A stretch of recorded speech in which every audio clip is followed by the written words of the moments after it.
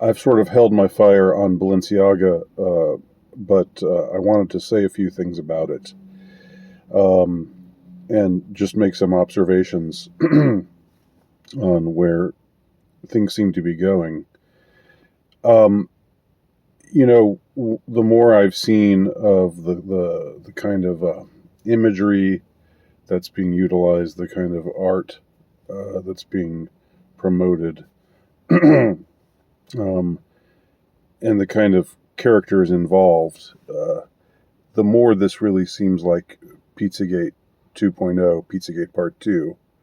Um, there's so much that's just very, very familiar. Just uh, art that involves children in distress, where there seems to be a kind of eroticism to it, that's just very well, like I said, very unsettling to anyone with normal sensibilities. Now, I wrote a short book called Meta Pizzagate back in 2017, and I was very, very much involved with. When I say involved, I mean I was researching, you know, regularly when Pizzagate broke, and following everything, and just, because it wasn't my first ride on this carousel. A couple years prior, I had discovered this. I discovered this general phenomenon that let's call it pedogate.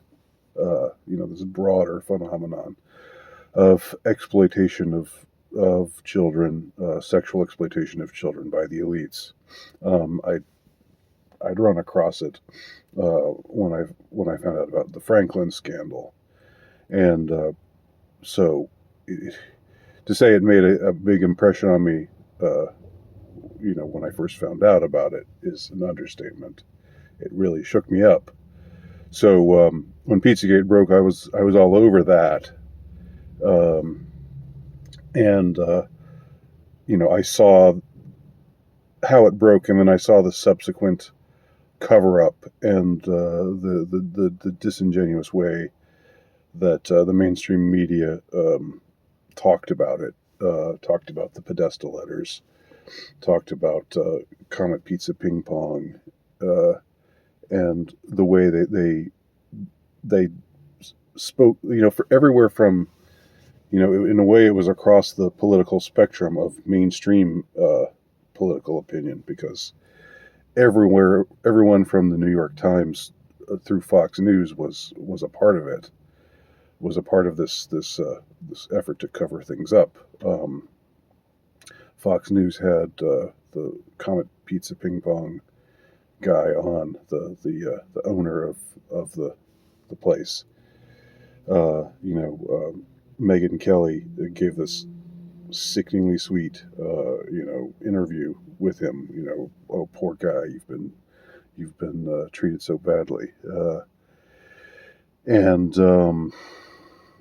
and then New York Times ran an article saying, Pizzagate is well, they weren't saying misinformation yet. They didn't have that word weaponized just yet, but they were calling it fake news, um, and they were saying it was debunked, but they offered no evidence for why it was debunked. They just said that it was debunked, and that was supposed to convince everybody. It was the most extraordinary thing, and it was something that I did not expect to see happen. Um, but it sort of it it woke me up to just how depraved and how dishonest, and what a bunch of liars they all are, the mainstream press generally, and how in bed they are with power, and how unwilling they are to challenge power. Um, so here's how I see things going differently with Balenciaga, which is basically Pizzagate Part 2.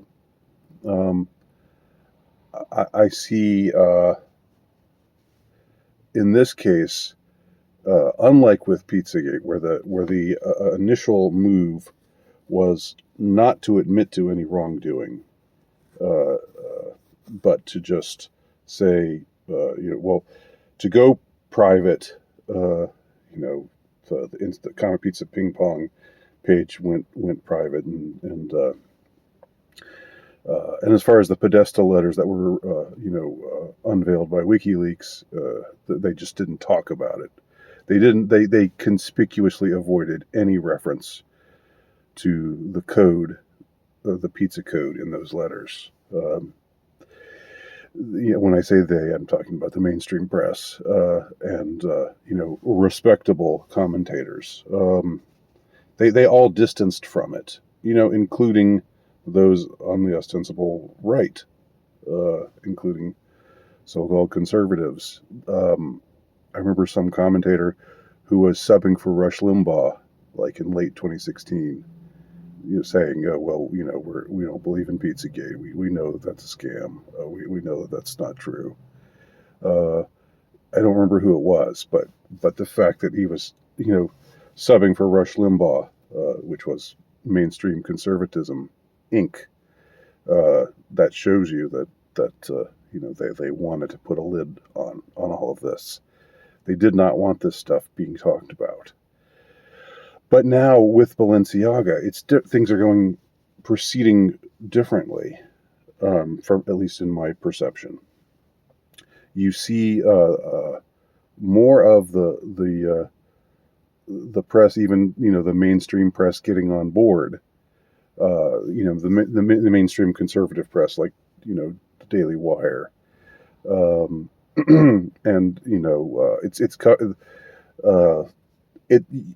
if you type in Balenciaga into your search engine, you will see more articles about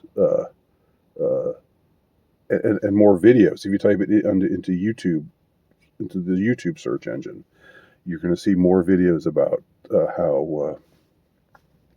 how outraged people are, because it is self-evidently outrageous. It is something that people with normal sensibilities would see and would find disgusting and appalling, and and that's what you're seeing now. And you're seeing the defenders of it.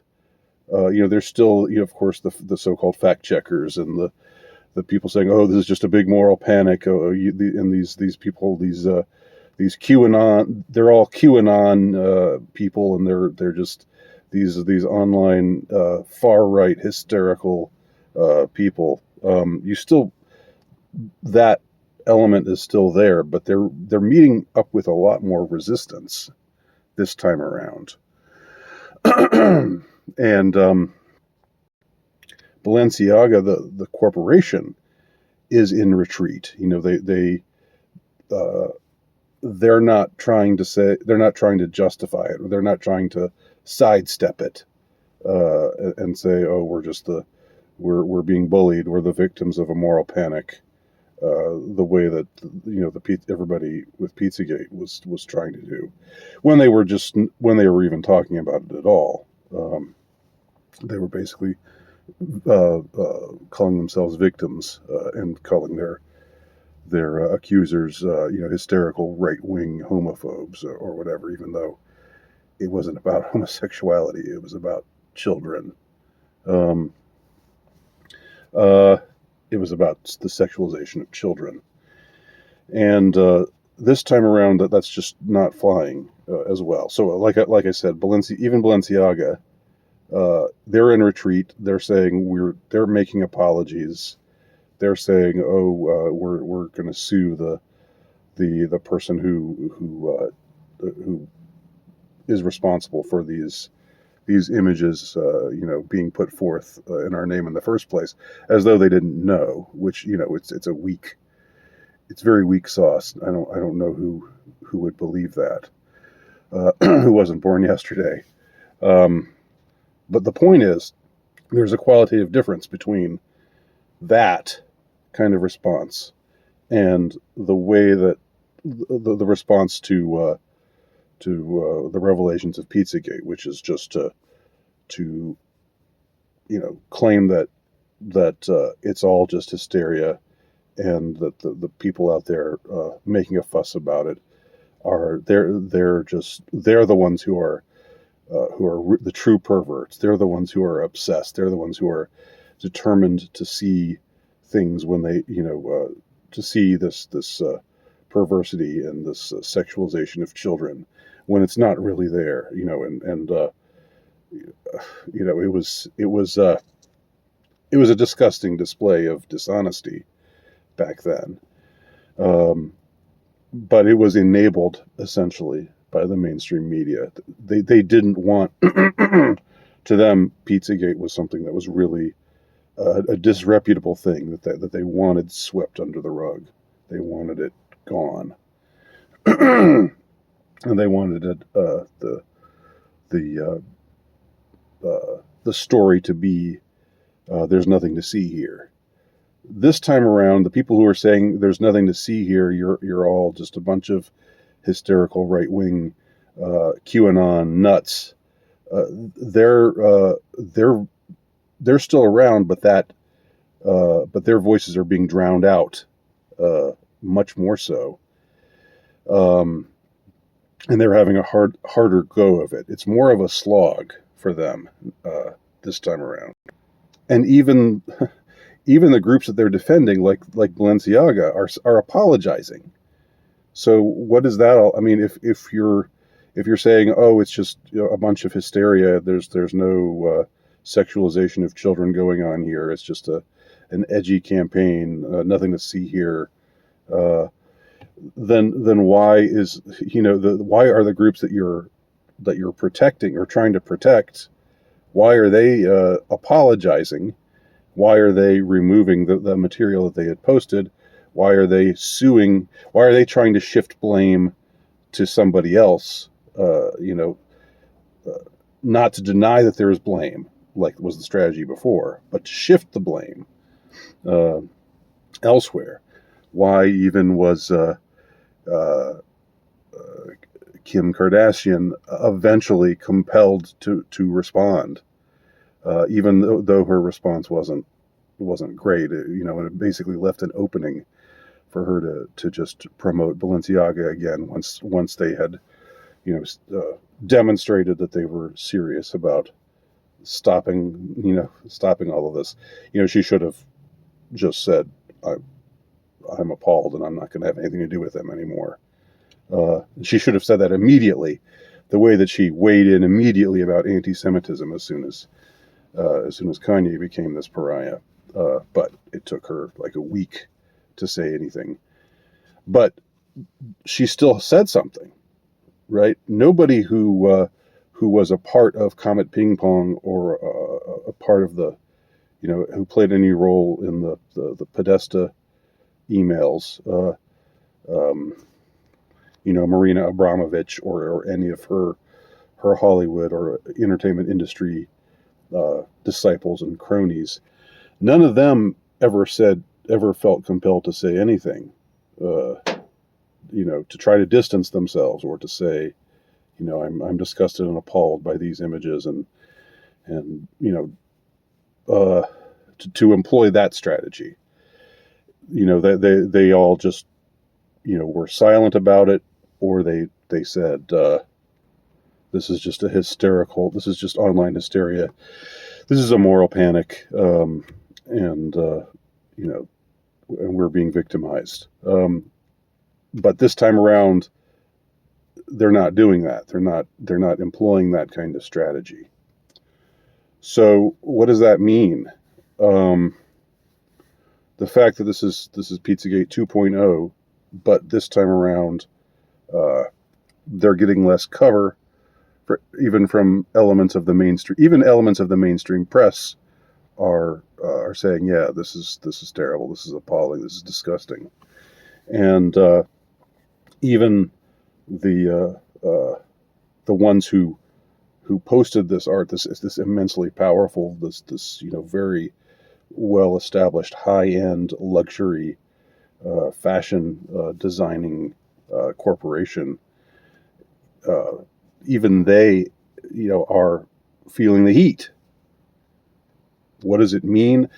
I don't know. I'm not gonna be stupidly optimistic here and say this shows we're, that we are on the right path, that we're finally that we're taking these people down, and or anything like that.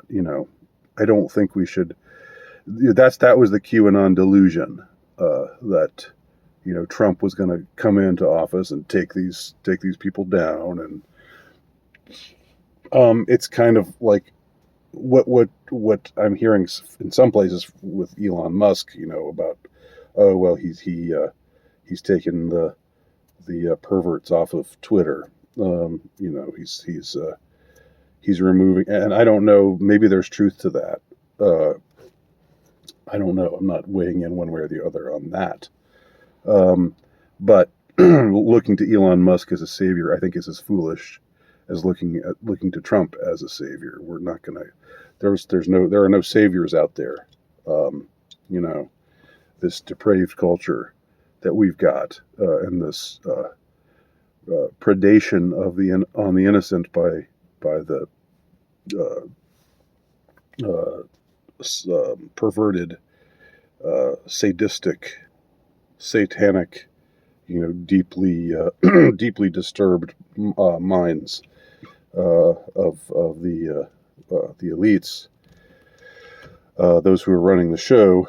Those who are really running the show forget about elections. Elections mean nothing. They're mostly controlled anyway. Even though I'm a hypocrite because I took part in the runoff here in Georgia yesterday.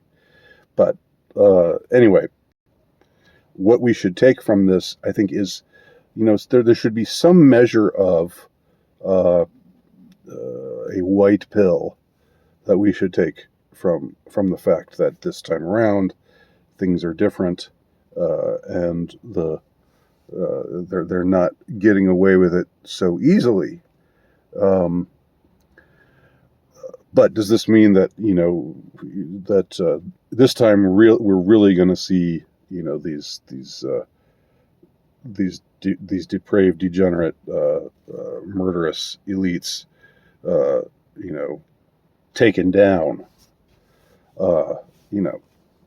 Let's be a little bit more measured in our response to things. Let's not go all the way towards black pill pessimism, and say nothing's ever going to change and it's always the same and they're all against us, and the bad guys are always going to win, and so forth.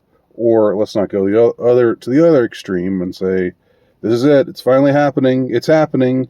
Just like everybody was, the QAnon people were saying during the Trump years, it's about to happen, get your popcorn, enjoy the show, it's all going down right now. And it never went down. Let's just see it for what it is. And I think I have pointed out some self-evident ways in which this time around it's going very differently. This time around, Pizzagate 2.0 is going very differently than Pizzagate, the initial wave of Pizzagate that broke in 2016, 2017. So those are my thoughts. If you have your own ideas about the subject, please feel free to comment below. Thanks for watching.